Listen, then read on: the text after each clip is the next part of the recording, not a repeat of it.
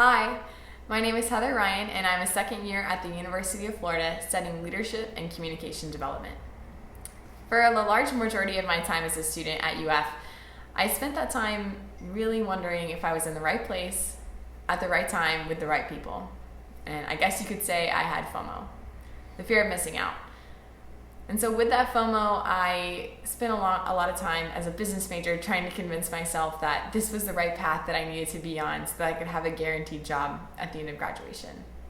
But after a week of financial accounting classes that I wasn't passionate about, I found myself sitting across the room from Dr. Stedman, who is the undergraduate leadership development coordinator.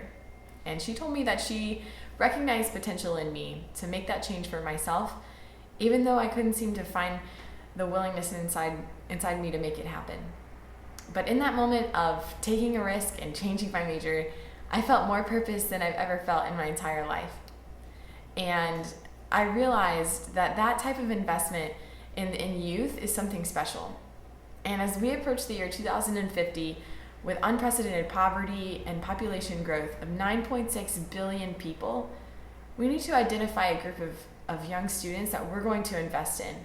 Because if we want to see the leaders of the world that are going to be making critical decisions, peace negotiations, and all the other effectiveness that's going to happen at that point in time, it's going to be the youth that are right here in front of us.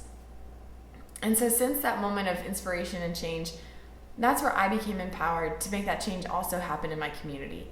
I started volunteering at a community center right down the road from UF, and one day I was sitting with a young boy named Lil Rod working on our homework together. And he started telling me how he wanted to be the president of the United States one day, but didn't think he could do it because you have to be a leader to do that. And in that moment, I realized our millennial population has the understanding that we have to wait until we have the right job or a big enough house or a nice car to start becoming a leader. But I didn't really like that all that much.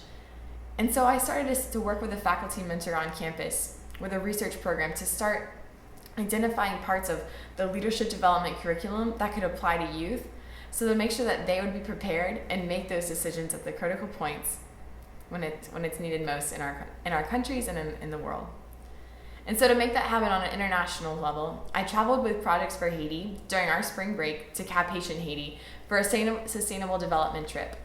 We took 50 UF students into Cap Haitian for a week, and during that time we did youth leadership training according to the curriculum that we had written.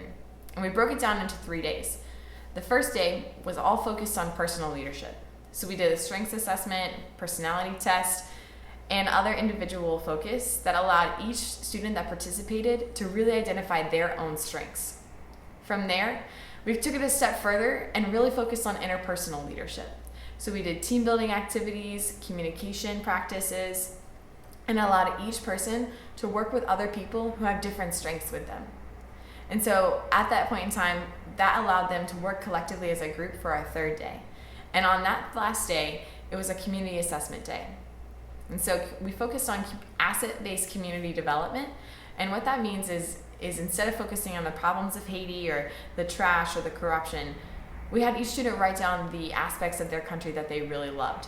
So the national unity, the songs, the connectedness they felt to each other. And that was something that was so innovative and organic that each of them could write out those presentations and present it to our board and our board of students so that there could be an exchange. And so it was a little bit of like a competition where every student who identified a problem, some of the problems ranged from the fact that 80% of Haitian teachers weren't certified to teach. And so the students wrote up a program to solve that problem, and we sponsored funding to make that happen. And so all of this project relates back to my proposal because I'm really passionate about focusing on measuring the social and economic impact of short-term mission trips. I've gotten a lot of controversy and questions about if those mission trips are actually effective.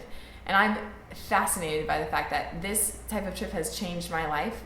And I believe that the most sustainable part of this trip is the leadership training that we've given to youth. And I want to see that happen on an international level.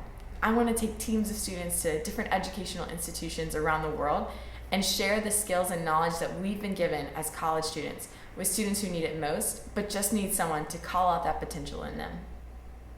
And I think we can do it. Thank you so much for your attention and for your time listening to this proposal. and I'm really excited and hopeful to share it with everyone at the Planet Forward conference in April.